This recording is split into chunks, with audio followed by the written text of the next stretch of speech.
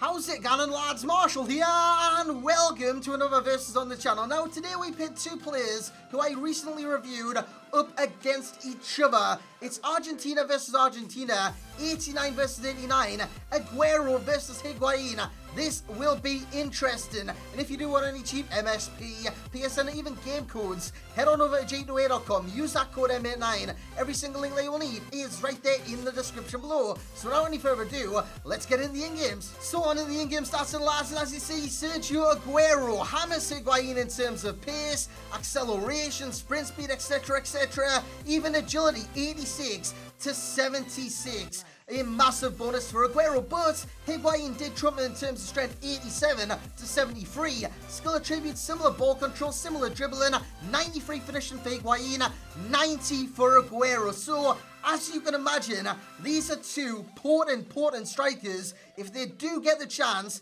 they will put it in the back of the net. They've both got the speciality, clinical finisher. That is exactly what I would say these cards are. They are clinical finishers on the game. I think I said in the review, they are predators behind the ball. When they go to shoot, it's going in the back of the net. But they need to get involved more. They need to get involved in the play. Because if they're not, and they're on the kind of outskirts of your team, they're not going to score goals. They really aren't. So that's what both of these players need to work on. But we'll focus on Higuain first. Price, around 600k for the Wants to Watch card on the Xbox, and around 580 on the PlayStation. But you can possibly see this as an investment. As he gets a second inform, a third inform, his price will go up. It should go up. I've made the investment myself. And in terms of pros, we have the power. The raw power behind Higuain is the key to his success, because he's so strong. He can hold his own. You can pump goal kicks up to him. He's very good at the hold of play.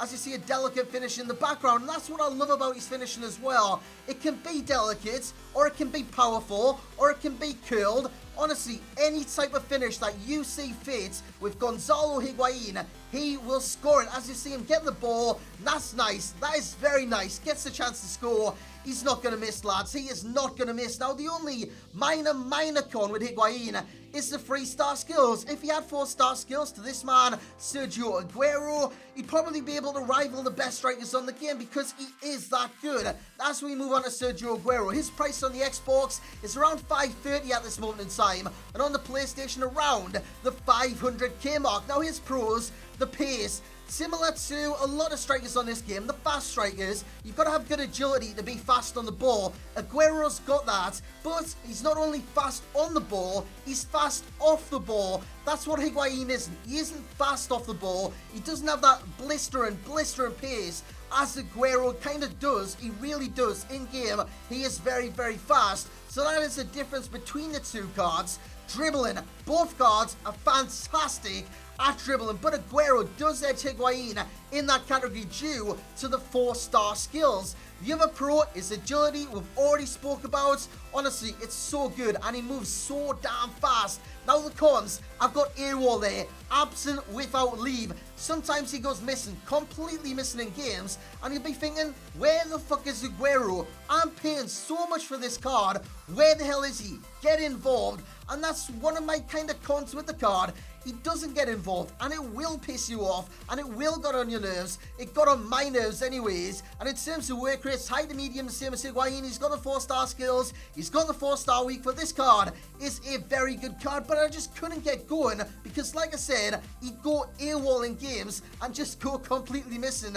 He'd be like a soldier that's just withdrew from the line of duty. So anyways, guys, that was Higuain, that was Aguero. Let's have a look at the endgame stats. So as we move on to the endgame stats, and lads, you can probably tell Aguero did play more games than Higuain. He played 15 compared to Higuain's 12, but in terms of goals scored, he did win. Aguero got 9, Higuain got 8, but he was involved in 10, making 2 assists was Higuain. Passes completed, 129, yes I did count, the whole bloody lot to Higuain, and 157. Like I said, Higuain did play less than Aguero, so he will have less in these categories. 157 for Sergio Aguero with passes completed. Dribbles completed, it was surprisingly higher than passes for Aguero, so I know exactly what I was doing with the card.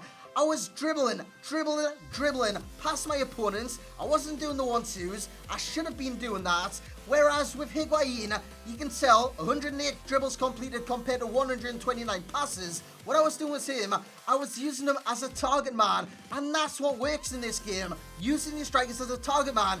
Ibrahimovic is a prime example of that. Match rating goes to Higuain 9.4 to Aguero's 9.0. Now, if I was going to go in terms of skills, Aguero would win this one.